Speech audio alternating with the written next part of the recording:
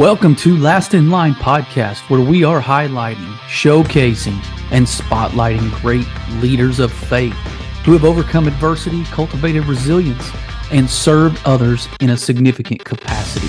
So settle in and be encouraged by this episode of Last in Line podcast. Hey, welcome back to Last in Line podcast. I'm your host, as always, John Shibley, and I am honored and humbled to be a part of this journey with you. Honored that you're here, that you continue to keep coming back. You guys make it all worthwhile. Some days are easier than others in this. If you have a podcast yourself, you know what I mean. But it is super rewarding when I hear people say that they're happy they found us, or they enjoyed a particular episode, or that I was, spot on with some of my insight, which doesn't make me anything special. It just means I'm obedient with going with whatever I feel the God's telling me to say, and the Holy Spirit's leading. So I'm honored about that. Thanks for trying to be better. Thanks for being on the grind. Because if you're listening to this, you're trying to better yourself. If you're listening to this, chances are you're a believer and a follower of Christ, and chances are you're a family man trying to do the right thing and live in integrity and character and raise family the right way. So I tip my hat to you. It's not a small thing. I hope that you don't ever take for granted that you are doing the right thing, and you are on a journey to make yourself better and to be a better servant leader, which is what Last in Line is all about. And I know you're probably saying, hey, that's enough love fest for us and enough pats on the back. But I just don't want to gloss over the fact that as much as we hear men that are out there maybe too apathetic, too passive, too flabby, too this, too that, not enough this, not enough that, there is a group of you guys out there that are starting to rise up and are starting to become the loud majority instead of the silent majority. And I love it. And hopefully I'm playing some sort of small part in motivating and inspiring men to just take that step, to go out and face adversity, to kind of lean in to the headwinds that are culture, that are society, that are the false narratives that certain groups of people are force feeding us. So hopefully I'm a small part of that. I know you're a big part of that. And I think we're going to see the tides turning in a positive way. I think we're going to be a strong enough force together as Christian men who are locking arms and doing this together, sharpening each other. I think we're going to be a strong enough force at some point to point this ship in the right direction, to right the ship that is our country and the values that we once had and that this country was built on. So all that to say, I really didn't intend to say any of that, to be honest, but it ties in nicely. This proves my point earlier that the Holy Spirit is behind this. And he actually will lead our words and our steps and our actions and our thoughts without us even realizing it, because I didn't realize how good of a segue that opener was. And all glory goes to him, not me. But my topic tonight, I'm calling it, hopefully I don't have to get copyright or rights to this. Hopefully I don't have to purchase rights to this. Since I don't make any money doing this, I guess I'm in the clear. But Silver Linings Playbook is what I'm calling this episode. 3 ways to change and choose your perspective. And my opener kind of ties in nicely to that, because my perspective on what I see you guys doing and what I see the Christian masculine movement becoming is a bright silver lining to all of this other negative drama and toxicity that we hear so much about. So I think perspective is a key part in whether or not we rise up in victory sooner than later. Because it's easy to get, I think it's easy to drink the Kool-Aid. I think it's easy to get bogged down in the minutia of negativity. I'm guilty of that. for some reason, our natural inclination and our natural reflex nowadays kind of goes in a negative direction. We're super cynical, we're super negative, we're super pessimistic on what we think this is going to look like in 10 years, 20 years. I mean, there's a place called pewresearch.org that I was looking up a survey about just what public opinion says about the future of our country. And I'm sure Gallup has their own poll. I'm sure there's other news outlets and platforms that create statistics and do their own studies. But I got to tell you, I'm going to read a couple of these to you. So a country in decline is what we all like to hear. Well, we don't like to hear. We all actually hear more about that. And I'll be honest, like some of the things you're looking at now politically, from a foreign relations standpoint, I think, it's easy to call a spade and to not be overly optimistic. But here's what I see on this pewresearch.org that has me leaning more into this perspective posture, and how important it is. And I hope you think so. I hope you can sort of do a self-assessment and check yourself on some of the ways you look at things just as much as I need to. So this says 60% say the U.S. will be less important in the world than it is now. And this is all over the next 30 years was this study, okay? 60% say that the U.S. will be less important, for whatever that means. The gap between the rich and the poor will grow. So 70% of the people think there will be more of a disparity in rich and poor, however you define and quantify that. Obviously, it's subjective to some degree, unless you're just going straight dollars and cents, probably household income. I don't know. But the gap's going to grow. That's really not great, because there's even more of an us and them. If you're looking at this, there's even more of a haves and have-nots ahead in the next 30 years, if you listen to what they're saying. So political polarization, it says the country will be more politically divided. So almost 70% say that.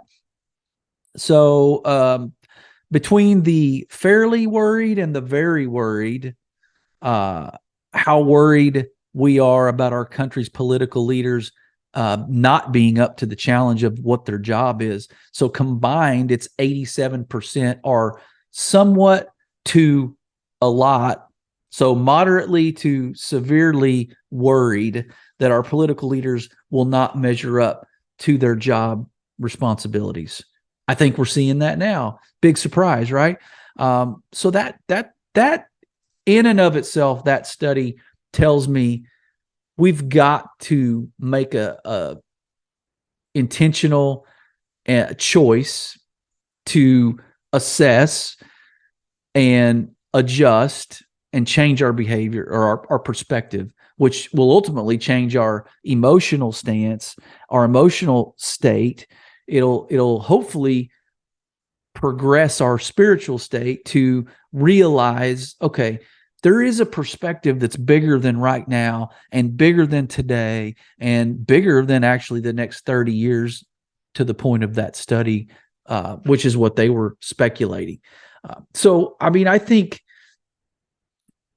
it's easy to understand where we stand when the pressure's up, when the heat's turned up, when the tension's a little high, when the temperature rises in our relationships, in our politics, in our religious circles, in our social agendas. When the heat gets turned up and we've got such a divisiveness, such a division, such hate and discord, I think what's really revealed is where our perspective is really rooted. That's going to be revealed. I think sometimes we sweat the small stuff, which turns our perspective upside down and really prevents us from seeing a big picture, of course, because we're so granular in our visibility, and the optics by which we navigate our direction are based on what's right in front of our face, 2 inches in front of us.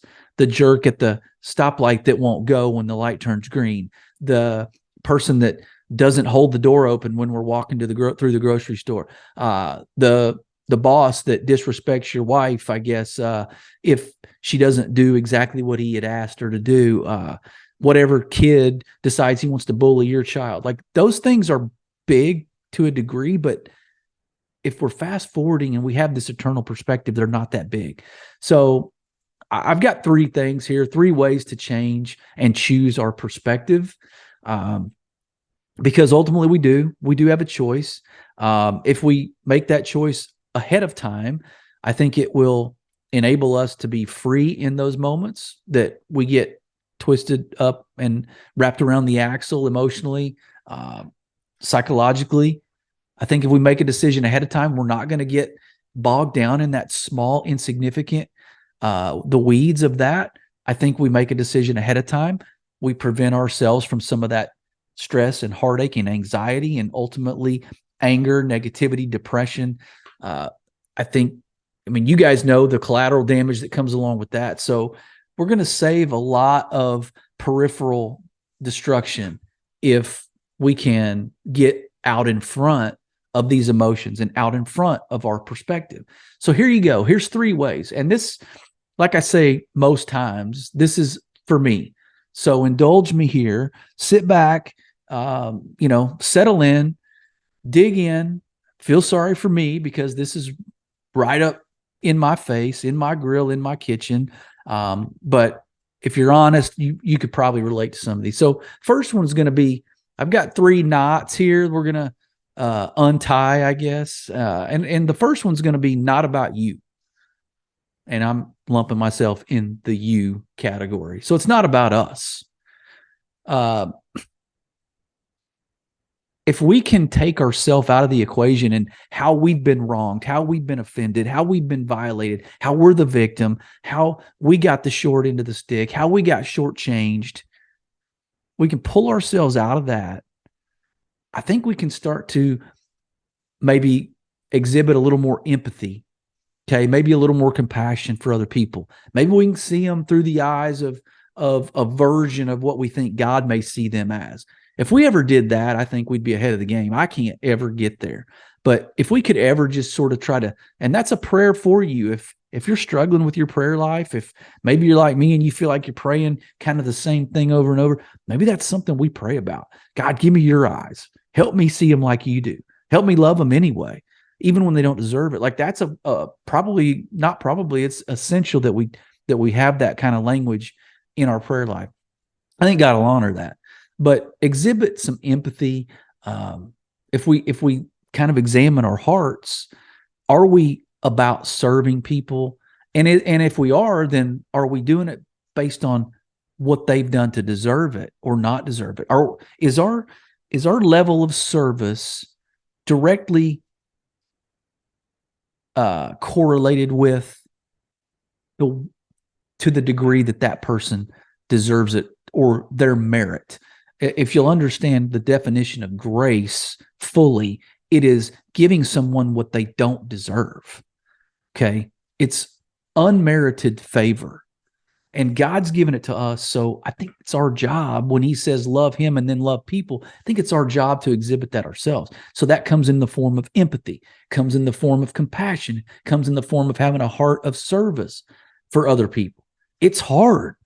When someone doesn't deserve it, or in fact, someone's gone to the extreme and they've actually done things against you or offensive to you, serving them and blessing them, the Bible says it's like pouring hot coals on their head if we do that.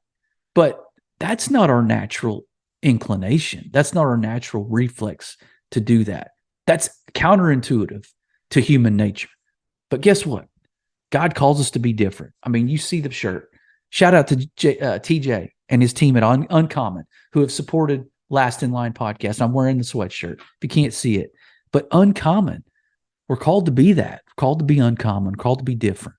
And I think if we take ourselves out of the equation, again, the first one here is not about us. If we take ourselves out, then I think we honor the journey Okay. It's not about honoring ourselves or honoring other people, really. It's about honoring the journey and being grateful for what God's given us and then honoring Him ultimately. And that takes climbing outside of ourselves and removing ourselves from the equation. It requires us to do something that is counter cultural and counterintuitive to our natural state of being. And I say we had to do it. And the more uncomfortable it feels, it's probably the more right it is because we're not used to it. It's not natural. We got to create new muscle memory. So that's the first one. All right. The second one's, it's not about easy. 3 ways to change and choose your perspective tonight. 3 knots. First one's not about us. Second one, it's not about easy. We hear about this all the time. Do hard things, right? Do hard things, do hard things. Well, yeah, but that's not just physical. It's not just go to the weight room when it's 100 degrees and work out in the garage and get your sweat on because it sucks. You just did a hard thing. Great. You just dunked your body in 30-degree water. Okay, great. But are you doing the hard things relationally? Are you doing the hard things psychologically, emotionally, spiritually? Are you doing the things that don't come natural? Are you doing the things that rub you the wrong way, that aren't the normal repetition that you're used to? If you are doing those hard things in those categories, then yes, you've accepted that this is not supposed to be easy and that changing your perspective requires something different, or else you would have been doing this all along. And maybe if you're listening to this, maybe you have done, maybe you've changed your perspective. Maybe you're a totally reformed person. Maybe you've reformed yourself. Maybe you've transformed from the cynical to the optimist. And maybe you've flipped the switch on your perspective. I'm happy. Congratulations. Send me an email on how you did it. Last in line at leadership@gmail.com. Let me know the secret to your success. But it's not about easy. So there's some requirements here. Okay. We're required to overcome adversity. We're required to face opposition. Okay. In order to change and choose our perspective, we have to develop and establish some sweat equity. Okay. We've got to build up some currency in the department of doing hard stuff when it comes to our outlook, when it comes to our attitude, when it comes to our state of mind, when it comes to the way we speak, because our thoughts ultimately become words. Okay. And what is born in our heart, what our heart actually is made up of, becomes a thought, which becomes a word, which becomes an action. So we've got to maybe ask God to reveal some spots in our heart, right? Where we might be hard, where we might be calloused, where we might be scarred. Reveal those to me, God, and then allow my mind to give those to you and allow my mind to stop holding on to those and stop basing my outlook on those past offenses or the hardness that is, and allow me to soften my outlook. Allow me to have a more gracious, merciful perspective. Okay. Because it's, the perspective we have, how we see the world, you have to understand that 2 + 2 = 4. How we see the world is how we're going to operate in the world. How I see the world and how I talk about the world is how I'm going to behave in the world. That's just it. That's just is what it is. And yeah, I'm a realist, I'm a realist. Well, no, you're a cynic and you're really a pessimist if you want to be honest. And I have to say I've been guilty of that, especially in the last 2 to 3 years. I can't blame the pandemic completely on it. I don't know if I can blame the pandemic on any of it. I don't know that I can blame my family tree because I come from a long line of those cynics / realists / just angry guys that have a short fuse. I can't really blame them either because ultimately I have a choice. Ultimately, it's my life. Ultimately, it's God that I report to. Ultimately, it's my own faith that I have to own. So I have to take responsibility for the way I act, the way I think, the way I speak. So my perspective is my own. So in the last 3 years, I think I've been quick to have a negative word come out of my mouth. I've been quick to call a spade, right? I mean, wear a badge of honor for me being such an honest realist, who's going to who sees evil and is going to call it what it is. Well, good for me, right? Like that. Do I really get a badge of honor for that? I don't think so, because I think there's a toxicity that's building and boiling inside me the more I do that. And then ultimately people around me are going to be affected. You know how that works. It's contagious. It's a cancer. It's going to spread. It's going to spread to your children. And then, by the way, you became your parents, your grandparents, whoever you're blaming it on for your behavior, you're becoming that, and your kids are seeing it and becoming that as well. So I went off on that tangent, but I go back to, it's not about easy. It's about making a conscious choice to be different.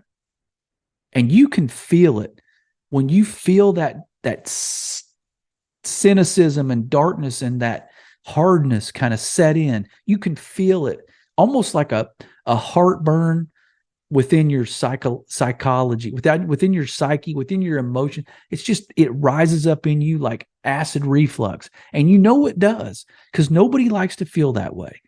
There's no peace in that.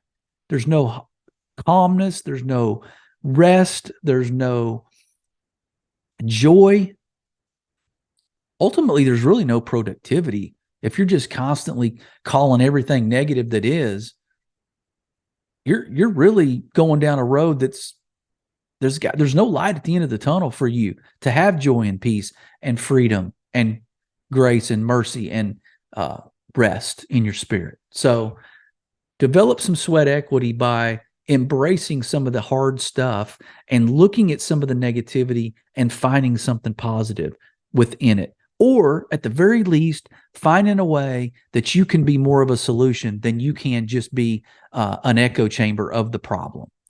So that's my 2 cents on that. So the two I have for you so far is, one of them is not about you or not about us. And then the second one is not about easy. Okay. The last one here on 3 ways we can change and choose our perspective. It's not about immediate. So I get it. Over the past 20, 30 years, you've developed this harsh, sort of cynical outlook. Okay. You've got a bad taste in your mouth about where the world's going, where society's going, where the culture, where the next generation's going to take the country. We've all got this sour taste in our mouth based on what we're hearing, what we're seeing. And it's gotten to be such a far cry from what God intended his family to look like, his world to look like that he created. We know it looks nothing like the blueprint that he drew up in the beginning. But all that to say, let's give it time on how we change our perspective. We didn't develop this kind of toxic perspective overnight. Okay. We can blame it on the world and the circumstances and the society around us. But again, it's our choice. So we can choose to change.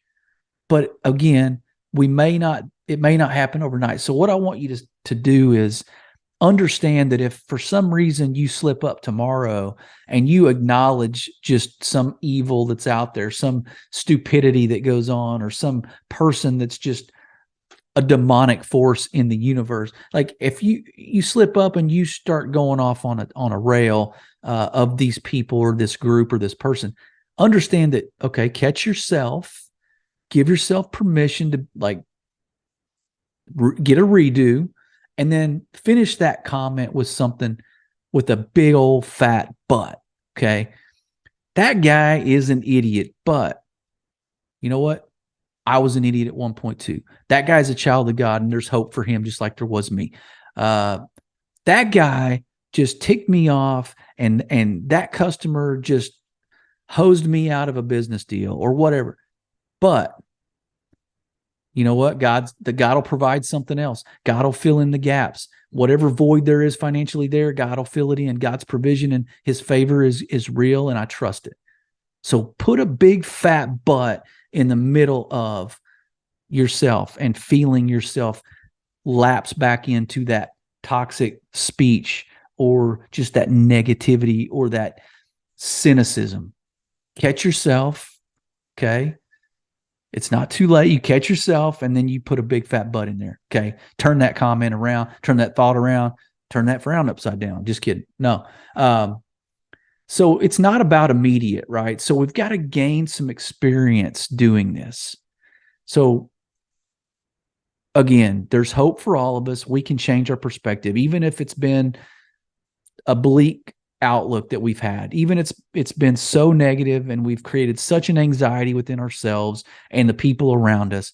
We can change, but it's our responsibility. And it's going to take time. That's what I'm saying. It's not about immediate. It's really more of a marathon pace here. So look, I'm not getting any younger, neither are you. Okay. I've over halfway in my life, pretty much. I'm on the downward, just barely, but on the downward slope, right, at 50 years old. But even for me, by God's grace, I got another 20, 30 years left. I got time to change my perspective. I got time to have more of a sunny disposition, for lack of a better term, but I'm not trying to be, not trying to say we're pulling the wool over our own eyes or we're sugarcoating things that don't need to be falsely sugarcoated. Like, that's not what I'm saying. I'm saying we don't have to verbalize every negative thing that happens in the world. And we don't have to put our own, 2 cents on everything and put our own anger towards every situation that doesn't go our way or that violates us or that offends us or our family. We don't have to do that. We make that choice. So it's a marathon pace on our transformation, because we can. If we make a choice, we can choose and we can change. So it's going to take some time. It's not about immediate. I don't expect you or me to, in 48 hours from now, suddenly create new habits in our speech and our thought patterns. That's a 180 from where we've been. Okay. And I'm talking to you guys who haven't already accomplished and overcome some of the cynical perspective, right? The negativity, the anxiety, the stress, the anger. Like, if you've already gotten there, good for you. Help somebody, call somebody that hasn't. Be that for them. Be the guy that drags them along and props them up and gets them where they need to go. Because you haven't always been that, if you're honest. So it's not a marathon, or it's not a sprint, it's a marathon. And so we've got to get some experiences and build some over time. To break a habit, it takes a good 30 to 40 days, right? If you've been doing the same thing over and over. Because I'll be honest with you, when I hear something bad that happens in the world, my immediate thought is, that person needs to pay. Or, man, we're never going to recover as a society. Or, oh man, I just wish Jesus would come back and take us all home. And I do wish that. I mean, I'm not changing my mind on that, but I can't go there because that's ultimately like me drinking poison, waiting for someone else to be affected by it. So that's on me. But I got to tell you, to understand that this is not immediate, we have to understand that it is eternal. Okay. The ultimate end result is us in heaven, right? Living in eternity with the Father, the Creator. But we know that this part here on earth is important, but it's such a small part of the entire story. But to take our mind off of this such immediate, instant results, gratification, accomplishment, whatever you want to say, to this, we need to invest in people. We need to invest in each other. And I think that puts our perspective in a right direction. It takes our perspective off, or our mind off the short-term negativity, the short-term toxicity that's out there, the evil that's out there. It takes our mind off of dwelling on that. And it helps us focus on, how can I bless somebody? How can I serve somebody? How can I invest in somebody? So I'm encouraging you, when you feel these urges coming on, to get on the bandwagon, right? And to pile on to some of the rants that are on social media, the rants that are political, the rants that are LGBTQ social agenda, the rants on fill in the blank, whatever that is. When you feel that knee-jerk reaction and reflex to jump on that bandwagon, text or email or pick up the phone and reach out to somebody that is a healthy relationship, that is someone that is productive, that's a leader, that is in some way played a significant role in your life, or vice versa, I say reach out, invest in that person. It'll take your mind off of where you're naturally going and have for so many years. So I think that's how we change our perspective.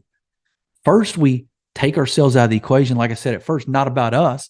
Second, we have to understand it's not about easy. We got to understand that it's going to be a challenge. It's going to be an uphill battle for a little bit. We're going to have opposition, but we got to develop and create and build some sweat equity in this process of transforming, renewing our mind, our perspective. And then the last one is not about immediate. Give yourself permission to ease into this new you and this new habit you're forming, to understand that it is eternal. This is just short term. This world is a small piece of the journey. You got to change your perspective, but you got to own your perspective. You can't blame it on all the things wrong around you. You got to look in, and then you got to look out and start investing in other people. I hope you got better today. I feel better. I feel better about this therapy session that you allowed me to have, because you, being a good audience listening, allowed me to verbalize. You got me a little therapy. You made me better today. I hope it made you better as well. With that, be blessed.